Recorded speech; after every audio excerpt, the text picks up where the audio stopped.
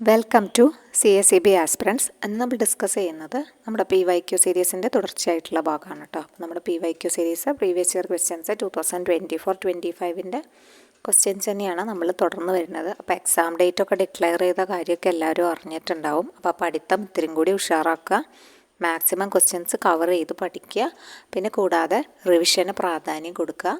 എല്ലാം രണ്ടും ഒരുപോലെ കൊണ്ടുപോകണം. PYQയും നോക്കണം, അതുപോലെ പുതിയ ക്വസ്റ്റ്യൻസും നോക്കണം, അല്ലെങ്കിൽ പുതിയ ടോപ്പിക്സും കവർ ചെയ്യണം. രണ്ടും കൂടി ഒരുമിച്ച് കൊണ്ടുപോയാൽ മാത്രമേ അത്യാവശ്യം നല്ല നിലവാരത്തിലുള്ള, എളുപ്പമാണെന്ന് തോന്നും നമുക്ക്, പക്ഷെ കട്ട് ഓഫ് കൂടാൻ സാധ്യതയുണ്ട്.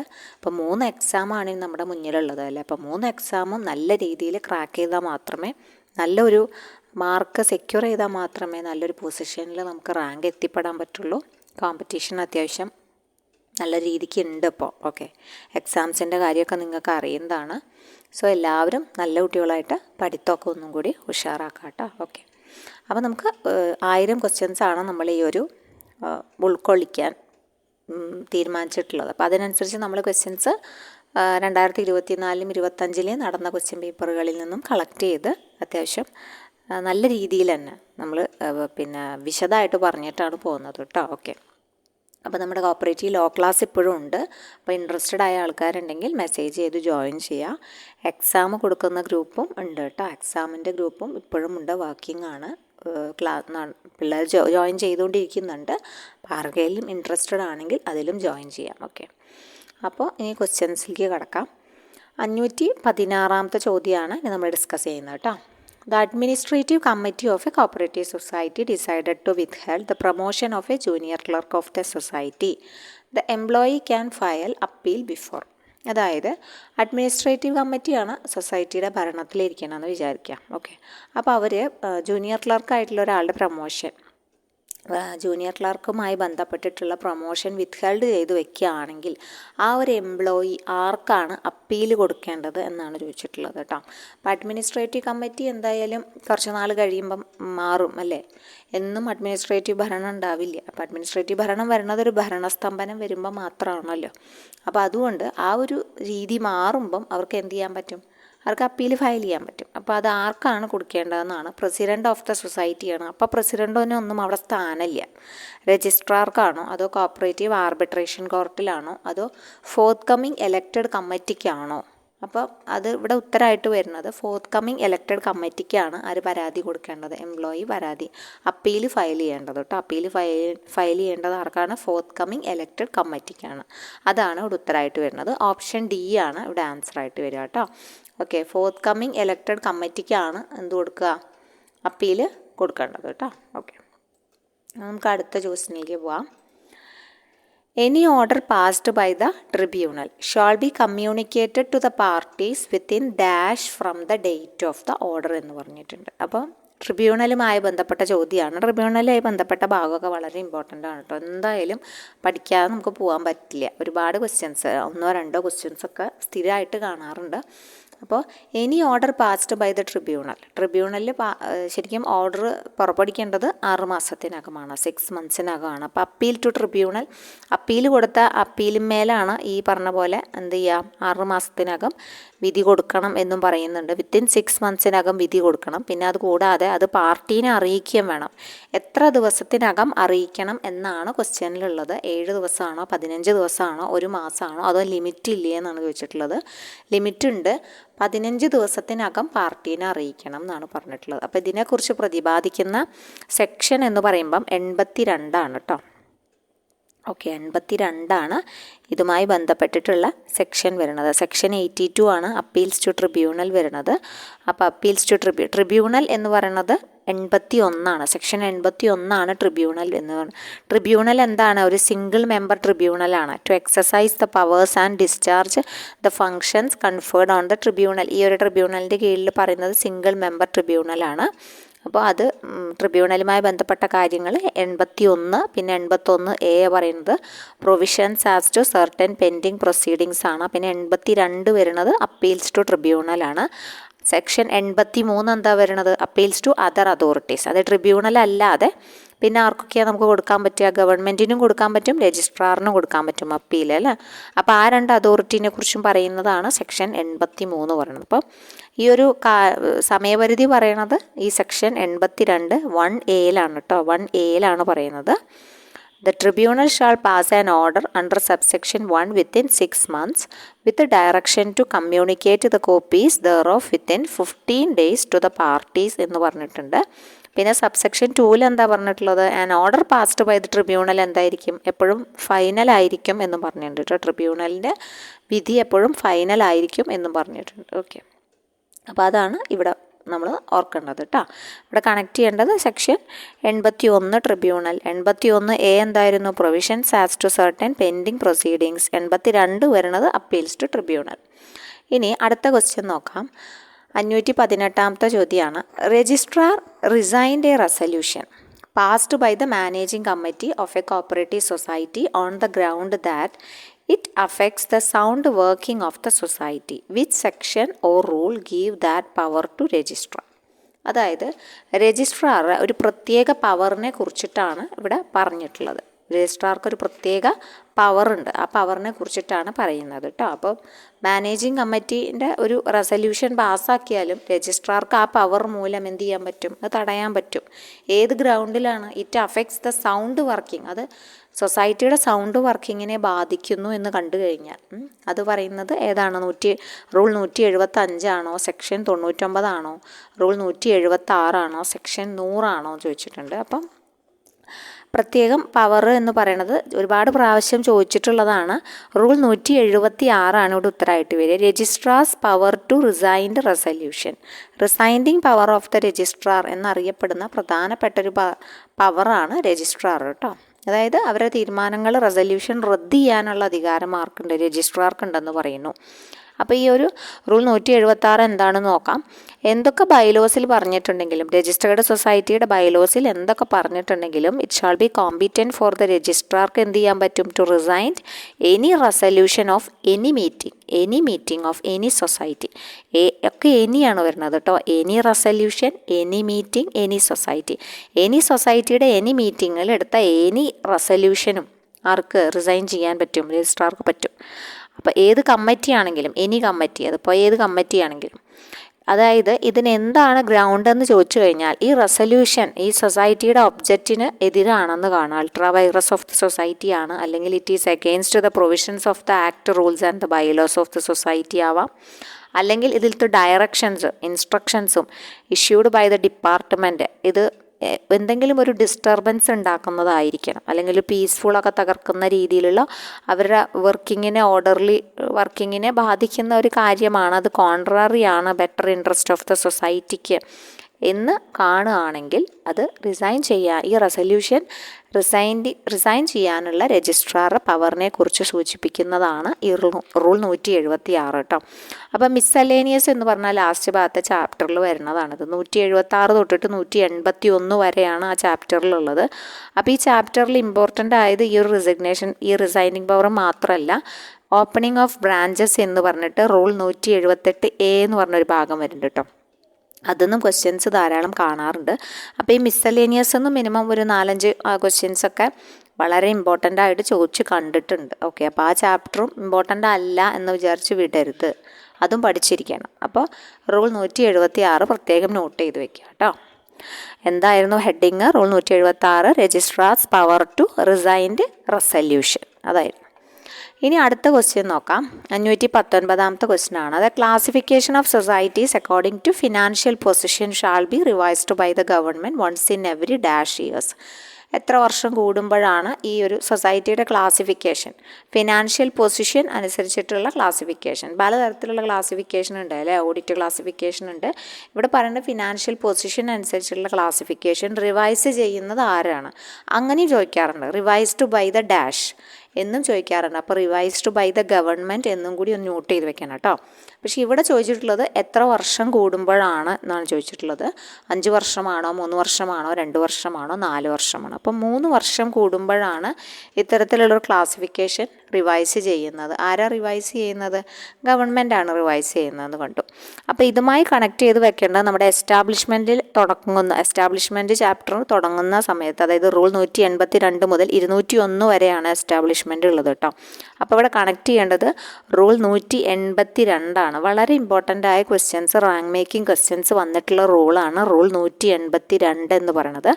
അതിലാണ് ക്ലാസിഫിക്കേഷൻ അണ്ടർ സെക്ഷൻ 80 സബ്സെക്ഷൻ 1 എന്ന് പറയുന്ന ഹെഡിലാണ് ഈ ഒരു കണ്ടൻറ്റ് ഉള്ളത്. ഓക്കെ, അതായത് 3 വർഷം കൂടുമ്പം government may on their own motion അല്ലെങ്കിൽ അതർവൈസ് ആഫ്റ്റർ കൺസൾട്ടേഷൻ വിത്ത് രജിസ്ട്രാറെ കൺസൾട്ട് ചെയ്തതിന് ശേഷം revise such classification once in every 3 years എന്ന് വ്യക്തമായിട്ട് പറഞ്ഞിട്ടുണ്ട് കേട്ടോ. ഓക്കെ, അപ്പോൾ ആ ഭാഗം നോക്കുക. ഏതാ ഭാഗം? റൂൾ 182 എന്നാണ് ഈ ചോദ്യം വന്നിട്ടുള്ളത്.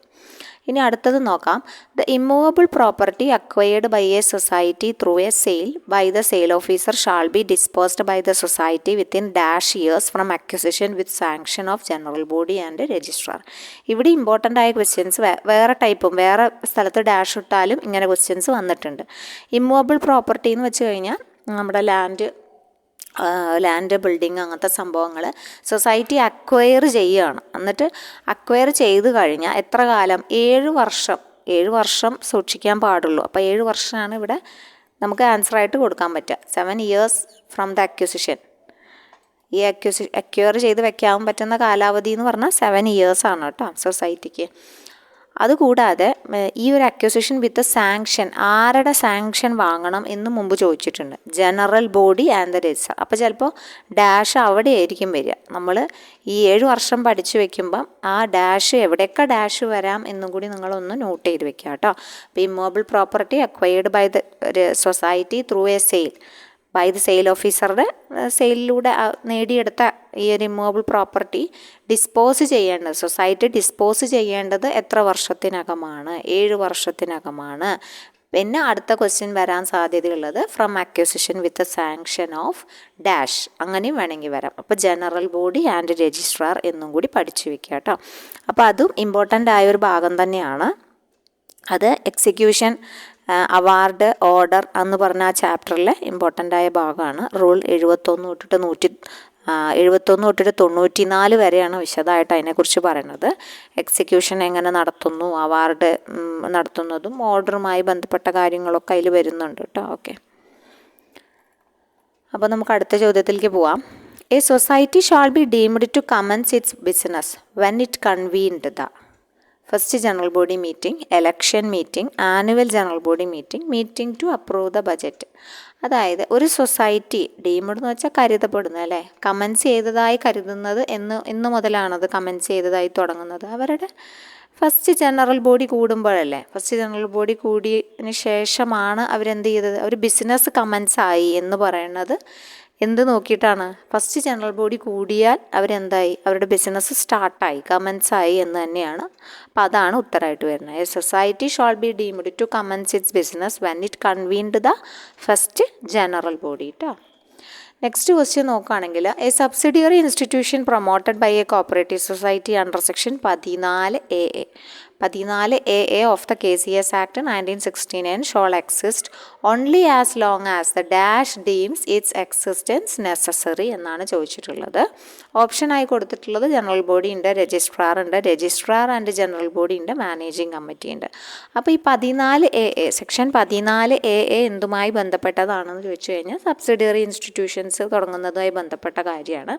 അപ്പോൾ ഈ സബ്സിഡിയറി ഇൻസ്റ്റിറ്റ്യൂഷൻസ് എത്ര നാൾ നിലനിൽക്കണം, അല്ലെങ്കിൽ എന്നാണ് ഈ സബ്സിഡിയറി ഇൻസ്റ്റിറ്റ്യൂഷൻസും മതിയാവുക എന്ന് വെച്ച് കഴിഞ്ഞാൽ അതാരാണ്? രജിസ്ട്രാറാണോ അതിൽ തീരുമാനം എടുക്കുക? അല്ല, സബ്സിഡിയറി ഇൻസ്റ്റിറ്റ്യൂഷൻസും പിന്നെ എത്ര നാൾ വേണം എന്നുള്ളത് ജനറൽ ബോഡിക്കാണ് അല്ലേ. ജനറൽ ബോഡിയുടെ ഒരു ഇഷ്ടത്തിന് അല്ലെങ്കിൽ ജനറൽ ബോഡിയുടെ ഒരു താല്പര്യപ്രകാരം എത്ര നാൾ സബ്സിഡിയറി ഇൻസ്റ്റിറ്റ്യൂഷൻസ് കൊണ്ടു നടക്കണമോ അവർക്കത് കൊണ്ടു നടക്കാം അല്ലേ, അവർക്ക് ആ ബിസിനസ് കൊണ്ടു നടക്കാം. അപ്പോൾ അതാണ് പറയുന്നത്. അപ്പോൾ ഇവിടെ ആരുടെ പ്ലഷറാണ് നോക്കേണ്ടത്? ജനറൽ ബോഡിയുടെ ഒരു തീരുമാനത്തുമ്പിലാണ്. ആസ് ലോങ് ആസ് എത്ര നാൾ വേണമെന്ന് ആരാണ് തീരുമാനിക്കുന്നത്? എത്ര നാൾ എക്സിസ്റ്റ് ചെയ്യണം എന്നുള്ള തീരുമാനം എവിടെയാണ് വരുന്നത്? എവിടെയാണ് വരിക? ജനറൽ ബോഡിയിലാണ് വരിക അല്ലേ. ഓക്കെ, അപ്പോൾ അത് വളരെ ഇമ്പോർട്ടൻ്റ് ആണ്. 14AA വരുന്ന ഒരു ഭാഗമാണ് കേട്ടോ. അടുത്ത question, which one of the following is not related with rule 9 ആണ്. റൂൾ 9 ചോദ്യമാണ് പിന്നെ വന്നിട്ടുള്ളത്. Not related with rule 9 of KCS rules 1969 ബന്ധപ്പെട്ടതാണ് വന്നിട്ടുള്ളത് കേട്ടോ. അതായത് an application forward to registrar for registering bylaw register ചെയ്യാൻ വേണ്ടിയിട്ട് എന്ത് ചെയ്തു, രജിസ്ട്രാർക്ക് ആപ്ലിക്കേഷൻ ഫോർവേഡ് ചെയ്തു. Register on amendment of bylaw amend ചെയ്യാൻ വേണ്ടിയിട്ടാണ്. അപ്പോൾ അതിൽ താഴെ കൊടുത്തിട്ടുള്ള എന്തൊക്കെ പർട്ടിക്കുലേഴ്സിനെ കുറിച്ചിട്ടാണ് ചോദിച്ചിട്ടുള്ളത്. ഇതിൽ അല്ലാത്തത് ഏതെന്ന് മുകളിൽ സെൻറ്റൻസ് നിങ്ങൾ മറന്നു പോരുത്. നോട്ട് റിലേറ്റഡ് എന്നാണ് ക്വസ്റ്റ്യൻ വന്നിട്ടുള്ളത് കേട്ടോ. ഡേറ്റ് ഓഫ് ദ കമ്മിറ്റി മീറ്റിങ്ങിൻ്റെ ഡേറ്റ്, പിന്നെ quorum required for general body meeting as per the bylaw, number of days notice issued to members for convening the meeting. Convene ചെയ്യാൻ വേണ്ടിയിട്ട് നമ്മൾ നോട്ടീസ് കൊടുക്കുമല്ലോ, അത് എത്ര ദിവസത്തിനകമുള്ള നോട്ടീസാണ് കൊടുത്തത്, നമ്പർ ഓഫ് മെമ്പേഴ്സ് എത്ര ആൾ present in the meeting, എത്ര ആൾ മീറ്റിങ്ങിൽ പ്രസൻറ്റ് ചെയ്തു എന്നൊക്കെയാണ്. അപ്പോൾ ഇതിൽ എല്ലാം സത്യം പറഞ്ഞാൽ വേണ്ട തന്നെയാണ്. പക്ഷേ ഇവിടെ ചെറിയൊരു മിസ്റ്റേക്ക് ഉള്ളത് ഈ date of the committee meeting എന്നതിലാണ്. ശരിക്കും വരുന്ന ഡേറ്റ് ജനറൽ ബോഡി മീറ്റിംഗ് ആണ്, at which the amendment was made. അതായത് അമെൻമെൻറ്റ് മെയ്ഡ് ചെയ്ത ജനറൽ ബോഡി മീറ്റിങ്ങിൻ്റെ ഡേറ്റ് ആണ് എഴുതേണ്ടത്, അല്ലാതെ date of the committee meeting അല്ല അവിടെ വരിക കേട്ടോ. ഓക്കെ, അപ്പോൾ അത് ഒരു ആപ്ലിക്കേഷൻ അമെൻമെൻറ്റ് ഓഫ് ബൈലോയുമായി ബന്ധപ്പെട്ട ആപ്ലിക്കേഷൻ രജിസ്ട്രാർക്ക് ഫോർവേഡ് ചെയ്തു. രജിസ്റ്റർ ചെയ്യാൻ വേണ്ടിയിട്ട് ഫോർവേഡ് ചെയ്താൽ എന്തെല്ലാം കൊടുക്കണം? Every application made to the registrar for the registration of amendment shall be signed by the, ആരാ സൈൻ ചെയ്യേണ്ടത്? Secretary and 2 members of the committee. ആ ചോദ്യം ചോദിക്കാറുണ്ട് കേട്ടോ. Secretary and 2 members of the committee rule 9 important ആയ question ആണത്. സെക്രട്ടറിയോ 2 members of the കമ്മിറ്റിയോ എന്ത് ചെയ്യണം? ഇതിൽ സൈൻ ചെയ്തിരിക്കണം.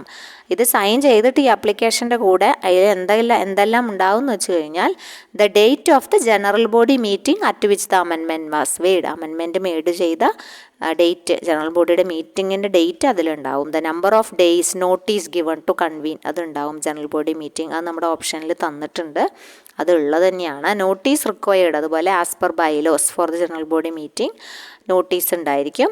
പിന്നെ the total number of members of the society on the date of such മീറ്റിങ്ങിൻ്റെ ടോട്ടൽ നമ്പർ ഓഫ് മെമ്പേഴ്സ് ഉണ്ടായിരിക്കും. Number of members who formed quorum അത് നമുക്ക് ഓപ്ഷനിൽ തന്നിട്ടുണ്ട്. The number of members present at such meeting, എത്ര പേര് members present ആയി. Number of members who exercised their votes, അവരുടെ വോട്ട്സ് എത്ര പേര് എക്സസൈസ് ചെയ്തു. The number of members who voted for the അമെൻമെൻറ്റിന് വേണ്ടി എത്ര പേര് വോട്ട് ചെയ്തു എന്നെല്ലാ കാര്യങ്ങളും അതിൽ വ്യക്തമായിട്ട് പ്രതിപാദിച്ചിട്ടുണ്ടാവണം എന്നാണ് പറഞ്ഞിട്ടുള്ളത് കേട്ടോ. ഓക്കെ, അപ്പോൾ അവിടെ date of the committee meeting അല്ല, date of the general body meeting for the at which the amendment was made, അതാണ് ഇവിടെ കറക്റ്റായിട്ട് വരേണ്ടത്.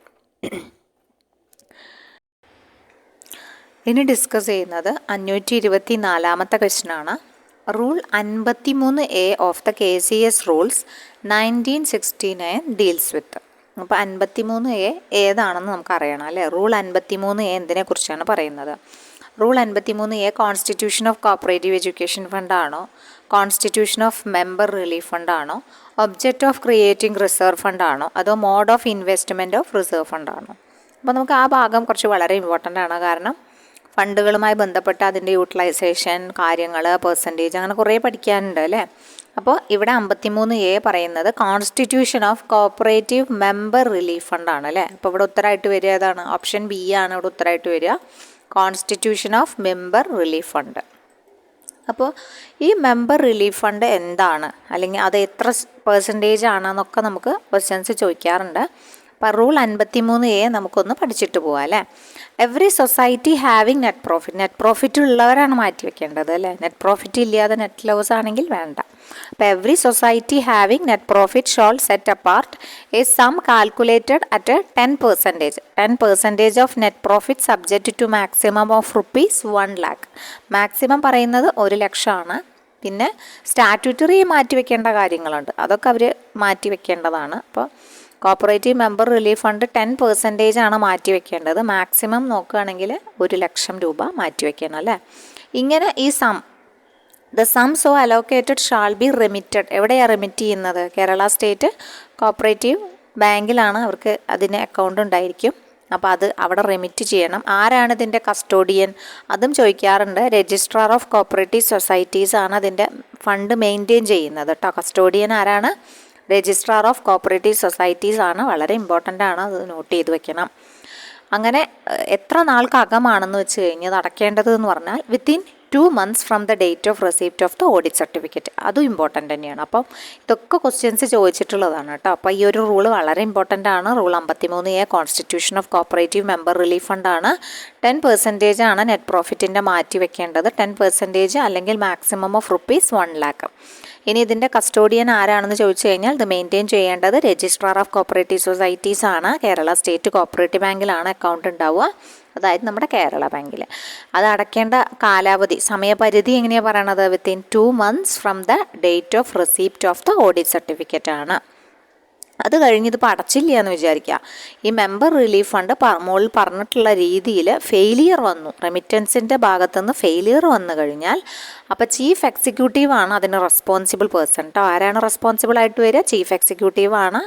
ആളാണ് ഒരു പെനാൽറ്റി അടയ്ക്കണം. പീനൽ ഇൻട്രസ്റ്റ് എത്രയാണ് അടയ്ക്കേണ്ടത്? 6% ആണ് ഓൺ ദ ഡീഫോൾട്ട് എമൗണ്ട്. എത്ര എമൗണ്ട് ആണോ ഡീഫോൾട്ട് വരുത്തിയത്, ആ ഡീഫോൾട്ട് വരുത്തിയ എമൗണ്ടിൻ്റെ 6% ആണ് കേട്ടോ. അതൊന്ന് നോട്ട് ചെയ്ത് വെക്കണം. ഓൺ ദ ഡീഫോൾട്ട് എമൗണ്ടിൻ്റെ 6% ആണ് പീനൽ ഇൻട്രസ്റ്റ് അടയ്ക്കേണ്ടത്. ആരാ അടയ്ക്കേണ്ടത്? ചീഫ് എക്സിക്യൂട്ടീവ് എന്നുണ്ടാവും, പ്രസിഡൻ്റ് എന്നുണ്ടാവും, മാനേജർ എന്നുണ്ടാവും, അങ്ങനെ പലതും ഉണ്ടാവും. അപ്പോൾ chief executive of the society ആണ് shall liable to pay a penal interest at the rate of 6% on the default amount എന്ന് തന്നെ പഠിച്ചിരിക്കണം കേട്ടോ. ഓക്കെ, ഇനി അപ്പോൾ അത് ഈ പോയിന്റുകളൊക്കെ നമുക്ക് മുമ്പ് ചോദിച്ചിട്ടുള്ളത് തന്നെയാണ്. ഇനി ഈ മെമ്പർ റിലീഫ് ഫണ്ട് മെയിൻറ്റെയിൻ ചെയ്യുന്നതും അഡ്മിനിസ്ട്രേറ്റ് ചെയ്യുന്നതും രജിസ്ട്രാർ ആണെന്ന് നമ്മൾ പറഞ്ഞു. ഈ രജിസ്ട്രാർ ഇത് മെയിൻറ്റെയിൻ ചെയ്യുമ്പം അവർക്ക് അതിന് ഡയറക്ഷൻ കൊടുക്കാൻ ഒരു കമ്മിറ്റി ഉണ്ടായിരിക്കും. As per the directions of A committee consisting of ആരൊക്കെയാണ് ആ കമ്മിറ്റിയിലുള്ളതെന്ന് വെച്ച് കഴിഞ്ഞാൽ കോർപ്പറേഷൻ്റെ മിനിസ്റ്റർ ഉണ്ടായിരിക്കും, സഹകരണ മന്ത്രി ഉണ്ടായിരിക്കും, പിന്നെ സെക്രട്ടറി ടു ഗവൺമെൻറ്, അതായത് നമ്മുടെ കോർപ്പറേഷൻ ഡിപ്പാർട്ട്മെൻറ്റിന് ഒരു സെക്രട്ടറി ടു ഗവൺമെൻറ് ഉണ്ടല്ലോ, അതുണ്ടായിരിക്കും. And the registrar of cooperative societies. ഈ അതായത് മൂന്നും ഇമ്പോർട്ടൻ്റ് ആയ വ്യക്തികൾ തന്നെയാണ്. ഒന്ന് ആ വകുപ്പിൻ്റെ മന്ത്രി, ആ വകുപ്പിൻ്റെ സെക്രട്ടറി ടു ഗവൺമെൻറ്, പിന്നുള്ളത് രജിസ്ട്രാർ. ഇവർ 3 പേരുമാണ് ഈ കമ്മിറ്റിയിൽ ഉണ്ടായിരിക്കുക. അപ്പോൾ ഇവരെയാണ് ഈ കമ്മിറ്റിയുടെ തീരുമാനങ്ങൾ അല്ലേ. അപ്പോൾ fund maintained and administered by registered of cooperative societies ആണെങ്കിലും ഇവരുടെ 3 ആൾക്കാരും ഇതിന് ഡയറക്ഷൻ കൊടുക്കുന്നുണ്ട് എന്ന് ഓർത്തു വയ്ക്കണം. The registrar of cooperative societies ഒരു ലിസ്റ്റ് ഓഫ് മെമ്പേഴ്സ്, ആർക്കൊക്കെയാണ് ഇങ്ങനെ എലിജിബിൾ ആയിട്ടുള്ളത് എന്ന് പറഞ്ഞിട്ടുള്ള list of members who are eligible to get assistance from the member relief fund, അതിന് വേണ്ടിയിട്ടുള്ള ലിസ്റ്റ് പ്രിപ്പയർ ചെയ്യുന്നത് ആരാണെന്ന് ചോദിച്ചു കഴിഞ്ഞാൽ രജിസ്ട്രാർ ആണ് പ്രിപ്പയർ ചെയ്യുന്നത്. അതിനുശേഷം ഈ കമ്മിറ്റിയുടെ മുമ്പിൽ വെക്കുകയാണ് ചെയ്യുക കേട്ടോ. ബിഫോർ ദ കമ്മിറ്റി വെക്കുന്നു. കമ്മിറ്റി എന്നിട്ട് അവരെ സെലക്ട് ചെയ്യുകയാണ് ആരാണ് eligible members from the list and provide financial assistance ഈ ഫണ്ടിൽ നിന്നും കൊടുക്കാൻ വേണ്ടിയിട്ടുള്ള ആൾക്കാരെന്നെ സെലക്ട് ചെയ്യുന്നത് കമ്മിറ്റിയാണ്. പിന്നെ ഗവൺമെൻറ് ആണ് ഈ ഒരു ഫണ്ടിൻ്റെ അഡ്മിനിസ്ട്രേഷനും utilisation of the fund, maintenance of books of റെക്കോർഡുമായി ബന്ധപ്പെട്ടിട്ടുള്ള എല്ലാ തരത്തിലുള്ള റെഗുലേഷൻസും ഇറക്കുന്നത് ആരാണ്? ഗവൺമെൻറ് ആണ്. അപ്പോൾ ഇതിന് മുമ്പ് ചോദിച്ചിട്ടുണ്ട് മാക്സിമം അസിസ്റ്റൻസ് എത്രയാണെന്നൊക്കെ ചോദിച്ചിട്ടുണ്ട് കേട്ടോ. 50,000 രൂപയാണ് മാക്സിമം കൊടുക്കുന്നത്. ആനുവൽ ഇൻകം എത്ര താഴെ ആയിരിക്കണം? 3 ലക്ഷം താഴെയുള്ളവർക്കാണ് ഇത്, പിന്നെ 3 ലക്ഷം ബിലോ ആയവർക്കാണ് കൊടുക്കുന്നത്. അപ്പോൾ അതൊക്കെ ഇമ്പോർട്ടൻ്റ് ആണ്. പീനൽ ഇൻട്രസ്റ്റ് ചോദിച്ചിട്ടുണ്ട്, അപ്പോൾ അതും ഇമ്പോർട്ടൻ്റ് ആണ്. 6% ആണ് ഓൺ ദ ഡീഫോൾട്ട് എമൗണ്ട്. ഈ ക്വസ്റ്റിനുമായി ബന്ധപ്പെട്ട്, അതായത് റൂൾ 53A ബന്ധപ്പെട്ട്, മെമ്പർ റിലീഫ് ഫണ്ടുമായി ബന്ധപ്പെട്ട് അത്യാവശ്യം എല്ലാ കാര്യങ്ങളും നിങ്ങൾ ഓർത്ത് വയ്ക്കുക കേട്ടോ. ഇനി കുറച്ച് അക്കൗണ്ടൻസി റിലേറ്റഡ് ആയിട്ടുള്ള ക്വസ്റ്റ്യൻസ് ആണ്, അതുകൂടി നോക്കിയിട്ട് പോകാം. The capital account would be written up like any other. Capital account written up ചെയ്യുന്നത് ഏത്? Like any other. Nominal account ആണോ, പേഴ്സണൽ അക്കൗണ്ട് ആണോ, ഫിക്റ്റീഷ്യസ് ആണോ, ഇംപേഴ്സണൽ ആണോ ചോദിച്ചിട്ടുണ്ട്. അപ്പോൾ ഏതാണ് ഉത്തരമായിട്ട് വരിക? ഏതാണ്? പേഴ്സണൽ അക്കൗണ്ട് ആണ് അല്ലേ. ക്യാപിറ്റൽ അക്കൗണ്ട് പേഴ്സണൽ അക്കൗണ്ട് ആണ്. ഇനി accounting which is conserved with the preparation of various statements for planning, control and decision making. അതിന് വേണ്ടിയിട്ടുള്ള അക്കൗണ്ടിങ് ഏതാണെന്നാണ്. ഈ ഒരു സ്റ്റേറ്റ്മെൻ്റ് ഒക്കെ പ്രിപ്പയർ ചെയ്യുന്നത് പ്ലാനിങ്ങിനും കൺട്രോളിനും ഡിസിഷൻ മേക്കിങ്ങിനും ഒക്കെ വേണം. അപ്പോൾ ഫിനാൻഷ്യൽ അക്കൗണ്ടിങ് എന്ന് വെച്ച് കഴിഞ്ഞാൽ നമ്മുടെ സ്റ്റേറ്റ്മെൻറ്റ്സ് പ്രിപ്പയർ ചെയ്യുന്നതുമായി ബന്ധപ്പെട്ടാണ്. കോസ്റ്റ് അക്കൗണ്ടിങ് കോസ്റ്റിങ്ങുമായി ബന്ധപ്പെട്ടാണ്. Managerial accounting revaluation accounting. ഇപ്പോൾ ഇവിടെ നമുക്ക് planning, control and decision making എന്ന് കണ്ട കാരണം നമുക്ക് മാനേജീരിയൽ അക്കൗണ്ടിങ് ആണ് ഇമ്പോർട്ടൻ്റ് ആയത്. മാനേജീരിയൽ അക്കൗണ്ടിങ്ങിൻ്റെ ഫങ്ഷൻസ് എന്താണ്? അത് തന്നെയാണ് concerned with the preparation of statements regarding planning, controlling and decision making ഒക്കെ നടക്കുന്നത് മാനേജീരിയൽ അക്കൗണ്ടിങ്ങിലാണ്. ഇനി മാനേജീരിയൽ അക്കൗണ്ടിങ്ങുമായി ബന്ധപ്പെട്ട വേറൊരു ക്വസ്റ്റ്യൻ ആണ് the first step in the installation of A management accounting system. അതായത് മാനേജ്മെൻറ്റ് അക്കൗണ്ടിങ് സിസ്റ്റം ചെയ്യുന്നതിൻ്റെ ഫസ്റ്റ് സ്റ്റെപ്പ് എന്താണ് എന്നാണ് ചോദിച്ചത്. ഇൻസ്റ്റാൾ ചെയ്യപ്പെടുള്ള ഫസ്റ്റ് സ്റ്റെപ്പ് എന്താണ്? അപ്പോൾ എല്ലാ സ്റ്റെപ്പുകളും നമുക്ക് പഠിക്കാം. ഫസ്റ്റ് സ്റ്റെപ്പ് എന്താണെന്നാണ് ഈ ക്വസ്റ്റ്യനിൽ വന്നിട്ടുള്ളത്. ട്രെയിനിങ് ആണ്. എംപ്ലോയീസിനെ ട്രെയിൻ ചെയ്യിക്കണമാണോ ആദ്യത്തെ step? Setting up budgetary control system, അല്ലെങ്കിൽ preparation of organisational manual, classification and codification of accounts. അപ്പോൾ ഏതാണെന്ന് ചോദിച്ചിട്ടുണ്ട്. നമുക്കറിയാം ആദ്യം ഒരു ഓർഗനൈസേഷണൽ മാനുവലാണ് ഇവരെന്ത് ചെയ്യേണ്ടത്? പ്രിപ്പയർ ചെയ്യേണ്ടത്. അപ്പോൾ അതാണ് ഫസ്റ്റ് സ്റ്റെപ്പായിട്ട് വരുന്നത്. അപ്പോൾ നമുക്ക് ഡീറ്റെയിൽഡ് സ്റ്റെപ്സ് പഠിക്കാം. Create an organization manual. First ഒരു ഓർഗനൈസേഷൻ മാനുവൽ എന്ത് ചെയ്യണം? സെറ്റപ്പ് ചെയ്യണം. ഓക്കെ, ക്രിയേറ്റ് ചെയ്യണം. അതാണ് മാനേജ്മെൻറ്റ് അക്കൗണ്ടിങ് സിസ്റ്റം. അതിൻ്റെ ആദ്യത്തെ പടി എന്ന് പറഞ്ഞാൽ, ചവിട്ടുപടി എന്ന് പറഞ്ഞു കഴിഞ്ഞാൽ. അത് കഴിഞ്ഞാൽ ഡിസൈൻ ഫോംസ്, റിപ്പോർട്ട്സുകളും ഫോംസുകളും സ്റ്റാൻഡേർഡൈസ്ഡ് ആയിട്ടുള്ള ഡാറ്റ കളക്ഷന് വേണ്ടിയിട്ട് എന്തെല്ലാം വേണമോ, അതായത് മാനേജ്മെൻറ്റിന് എന്തെല്ലാം ഇൻഫോർമേഷൻസ് ടൈംലി കിട്ടണമോ അതിനനുസരിച്ചുള്ള സ്ട്രാറ്റജിക് ആയിട്ടുള്ള കാര്യങ്ങൾ ഡിസൈൻ ചെയ്യണം. അത് കഴിഞ്ഞിട്ടാണ് സ്റ്റാഫിനെ ട്രെയിൻ ചെയ്യിക്കേണ്ടതും അപ്പോയിൻറ്റ് ചെയ്യേണ്ടതും. അപ്പോയിൻറ്റ് ചെയ്തതിന് ശേഷം ട്രെയിൻ ചെയ്യിക്കണം കേട്ടോ. റിക്രൂട്ട് ക്വാളിഫൈഡ് പേഴ്സണൽ എന്നാണ് പറഞ്ഞത്. കറക്റ്റായിട്ടുള്ള ആൾക്കാരേനെ വേണം എന്ത് ചെയ്യാൻ? റിക്രൂട്ട് ചെയ്യാൻ. അതിന് ശേഷമാണ് അവർക്ക് ട്രെയിനിങ് കൊടുക്കുന്നത്. വേണ്ട ടെക്നിക്സ് എല്ലാം അതിൽ ഇൻവോൾവ് ചെയ്യിക്കും വേണം. ക്ലാസിഫൈ അക്കൗണ്ട്സ്, പ്രോപ്പറായിട്ട് കാറ്റഗറൈസ് ചെയ്യണം. ഫിനാൻഷ്യലിയും കോസ്റ്റ് അക്കൗണ്ട്സും എല്ലാം ആക്യുറേറ്റ് ആയിട്ടുള്ള അനാലിസിസ് ചെയ്തതിന് ശേഷം വേണം ക്ലാസിഫൈ ചെയ്യാൻ. പിന്നെ സെൻറ്റർ ഓഫ് റെസ്പോൺസിബിലിറ്റി, ആർക്കൊക്കെയാണ് റെസ്പോൺസിബിലിറ്റി കൊടുക്കുന്നത്, കോസ്റ്റ് സെൻറ്റേഴ്സ് എങ്ങനെയാണ്, ഇൻവെസ്റ്റ്മെൻറ്റ്, അതെല്ലാം നോക്കണം. പിന്നെ ഇംപ്ലിമെൻറ്റ് മാനേജ്മെൻറ്റ് അക്കൗണ്ടിങ് ടെക്നിക്സ് എന്തൊക്കെയാണ് ഇംപ്ലിമെൻറ്റ് ചെയ്യേണ്ടത്, അതിനനുസരിച്ച് ഇംപ്ലിമെൻറ്റ് ചെയ്യണം. ഇൻ്റഗ്രേറ്റ് ചെയ്യണം. ഇംപ്ലിമെൻറ്റ് ചെയ്താൽ മാത്രം പോരാ, അത് ഇൻ്റഗ്രേറ്റ് ചെയ്യണം ഓപ്പറേഷൻസ് റിസർച്ചുമായി ബന്ധപ്പെട്ട്. പിന്നെയാണ് സിസ്റ്റം യൂട്ടിലൈസേഷൻ വരുന്നത് കേട്ടോ. Ensure the system is fully utilized to provide timely, accurate information for effective planning, controlling cost and decision making process. അപ്പോൾ വായിച്ച് മനസ്സിലാക്കി വെച്ചാൽ മതി. ഫസ്റ്റത്തെ സ്റ്റെപ്പ് മാത്രമേ നമ്മളോട് ചോദിച്ചിട്ടുള്ളൂ. പ്രിപ്പറേഷൻ ഓഫ് ഓർഗനൈസേഷണൽ മാനുവലാണ് ഫസ്റ്റ് സ്റ്റെപ്പ് വരുന്നത്. അപ്പോൾ അതുമായി ബന്ധപ്പെട്ട എല്ലാ സ്റ്റെപ്പുകളും ഓർത്ത് വയ്ക്കുക. Create an organisational manual, design forms and reports, appoint and train staff, classify accounts, establishment responsibility centers, implement management accounting techniques, integrate operations research, utilize the system. Okay, അത്രയേ ഉള്ളൂ. ഇനി നെക്സ്റ്റ് ക്വസ്റ്റ്യൻ നോക്കുകയാണെങ്കിൽ ദ ഡിഫറൻസ് ബിറ്റ്വീൻ ഡെബിറ്റ് ടോട്ടലിൻ്റെയും credit ടോട്ടലിൻ്റെയും difference ഉണ്ടല്ലോ. ഇനി അക്കൗണ്ടിന് നമ്മൾ എന്താണ് വിളിക്കുക എന്നാണ് ചോദിച്ചിട്ടുള്ളത്. സർപ്ലസ് ആണോ, ബാലൻസ് ആണോ, ക്ലോസിങ് അക്കൗണ്ട് ആണോ, അക്കൗണ്ട് റിസർവ് ആണോ ചോദിച്ചിട്ടുണ്ട്. അപ്പോൾ അതിൻ്റെ ഉത്തരം എന്താണ്? ബാലൻസ് എന്നാണ് വിളിക്കുക. ബാലൻസ് ആണ് വിളിക്കുക കേട്ടോ. ബാലൻസ് ചെയ്യുക എന്നാണ് പറയുന്നത്. അടുത്തത് a return acknowledgement of debt. ഡെറ്റിൻ്റെ, കടത്തിൻ്റെ ഒരു return acknowledgement given by a person to another. ഒരാൾ മറ്റൊരാൾക്ക് കൊടുക്കുന്നു. വേർ ദ സം ഡ്യൂ, അവിടെ എന്തെങ്കിലും കൊടുക്കാൻ വേണം. ആൻഡ് ദ ടൈം ഓഫ് പേയ്മെൻറ്റും അതിലുണ്ടായിരിക്കും, ആസ് വെൽ ആസ് ഡേറ്റും ഉണ്ടായിരിക്കും. And placement being set down, എവിടെയാണോ നടക്കുന്നത് അതും ഉണ്ടായിരിക്കും. അപ്പോൾ ഇതെല്ലാം വ്യക്തമായിട്ട് എഴുതിയിട്ടുള്ള സംഭവം പ്രോമിസറി നോട്ടാണോ, MOA ആണോ, ബിൽ ഓഫ് എക്സ്ചേഞ്ച് ആണോ, ബിൽ റിസീവബിൾ ആണോ ചോദിച്ചിട്ടുണ്ട്.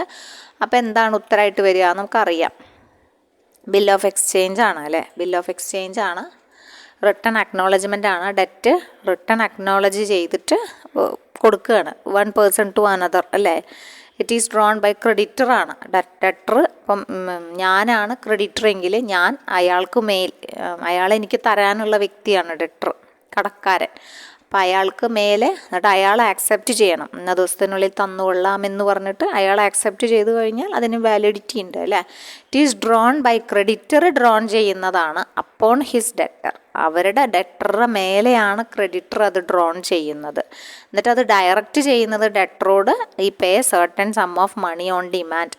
ഒന്നെങ്കിൽ ഡിമാൻഡിന് അനുസരിച്ച് കൊടുക്കുക, സർട്ടൻ പീരിയഡ്, കറക്റ്റ് പീരിയഡ് പറഞ്ഞിട്ടുണ്ടാവും, ഇത്ര പീരിയഡിനുള്ളിൽ എന്ന് അതിൽ വ്യക്തമാക്കിയിട്ടുണ്ടാവും. അതിനനുസരിച്ച് കൊടുക്കുന്ന സംഭവമാണ് ബിൽ ഓഫ് എക്സ്ചേഞ്ച് എന്ന് പറഞ്ഞു കഴിഞ്ഞാൽ. നെക്സ്റ്റ് ക്വസ്റ്റ്യൻ വന്നിട്ട് at the end of each financial period drawing account close ചെയ്തിട്ട് എങ്ങടാണ് ട്രാൻസ്ഫർ ചെയ്യുക എന്നാണ്. അപ്പോൾ ഡ്രോയിങ് അക്കൗണ്ട് എന്ന് പറഞ്ഞു കഴിഞ്ഞാൽ ആരുടെ അക്കൗണ്ടാണ്? ഓണർ വലിച്ചു കൊണ്ടുപോകുന്ന അല്ലെങ്കിൽ ഓണർ പ്രൊപ്രൈറ്റർ എടുത്തു കൊണ്ടുപോകുന്ന സാധനങ്ങളാണല്ലോ നമ്മൾ ഡ്രോയിങ്സായി കണക്കാക്കുക. അപ്പോൾ അത് എവിടേക്കായിരിക്കും നമ്മൾ ട്രാൻസ്ഫർ ചെയ്യുക? ട്രേഡിങ്ങിലേക്കാണോ, പ്രോഫിറ്റ് ആൻഡ് ലോസ് അക്കൗണ്ടിലേക്കാണോ, അതോ ക്യാപിറ്റൽ അക്കൗണ്ടിലേക്കാണോ, ക്യാഷ് അക്കൗണ്ടിലേക്കാണോ? ക്യാപിറ്റൽ അക്കൗണ്ടിലേക്കാണ് അല്ലേ. ആളെടുത്ത് കൊണ്ടുപോയ ആളുടെ സ്വന്തം പർപ്പസിന് വേണ്ടി എടുത്തു കൊണ്ടുപോയ സംഭവങ്ങളൊക്കെ ക്യാപിറ്റൽ അക്കൗണ്ടിൽ കുറയ്ക്കും. അപ്പോൾ അതുകൊണ്ട് തന്നെ this is because drawings represents the ഓണേഴ്സിൻ്റെ വിഡ്രോവലും അല്ലെങ്കിൽ അസറ്റ്സ് ഫോർ പേഴ്സണൽ യൂസൊക്കെയാണ് ഡ്രോയിങ്സ് എന്നതുകൊണ്ട് ഉദ്ദേശിക്കുന്നത്. അപ്പോൾ അതെന്തായാലും ഓണറുടെ ക്യാപിറ്റലിനും ഇക്വിറ്റിയിൽ നിന്നുമാണ് കുറയുക അല്ലേ. അപ്പോൾ അതുകൊണ്ട് അത് ക്യാപിറ്റൽ അക്കൗണ്ടിലേക്കാണ് ട്രാൻസ്ഫർ ചെയ്ത് കൊണ്ടുപോകുക. അപ്പോൾ ഇത്രയും ക്വസ്റ്റ്യൻസാണ് നമ്മൾ ഇന്ന് എടുത്തിട്ടുള്ളത്. അപ്പോൾ എല്ലാവർക്കും ക്ലിയർ ആയെന്ന് വിചാരിക്കുന്നു. അപ്പോൾ ലോയുടെ ക്വസ്റ്റ്യൻസ് നമ്മൾ ഇത്തിരി ഡീപ്പായി ഡിസ്കസ് ചെയ്തു. അക്കൗണ്ടിങ് പിന്നെ അറിയുന്ന ക്വസ്റ്റ്യൻസ് ആയ കാരണം മാനേജിങ് അക്കൗണ്ടിങ്ങിൽ 1-2 ക്വസ്റ്റ്യൻസ് നമ്മൾ നന്നായി ഡിസ്കസ് ചെയ്തിട്ടുണ്ട്. അപ്പോൾ ബാക്കി ക്വസ്റ്റ്യൻസ് നമ്മൾ 1000 ക്വസ്റ്റ്യൻസ് തികയ്ക്കും. 1000 ക്വസ്റ്റ്യൻസ് പഠിച്ചാൽ തന്നെ അതും അതിൻ്റെ റിലേറ്റഡ് ഫാക്ട്സ് പഠിക്കുമ്പോൾ തന്നെ നിങ്ങൾക്ക് ധാരാളം ഫാക്റ്റ് കിട്ടും കേട്ടോ. അപ്പോൾ അതുകൊണ്ട് റെഗുലറായിട്ട് കാണാൻ ശ്രമിക്കുക. എത്രയും പെട്ടെന്ന് എക്സാമിന് മുന്നേ തന്നെ നമ്മൾ 1000 ക്വസ്റ്റ്യൻസ് തികയ്ക്കുന്നതായിരിക്കും കേട്ടോ. ഓക്കെ, അപ്പോൾ വ്യക്തമായി കാണുക, നോട്ട്സൊക്കെ പ്രിപ്പയർ ചെയ്ത് പഠിക്കുക. അപ്പോൾ എല്ലാവർക്കും all the best. Thank you.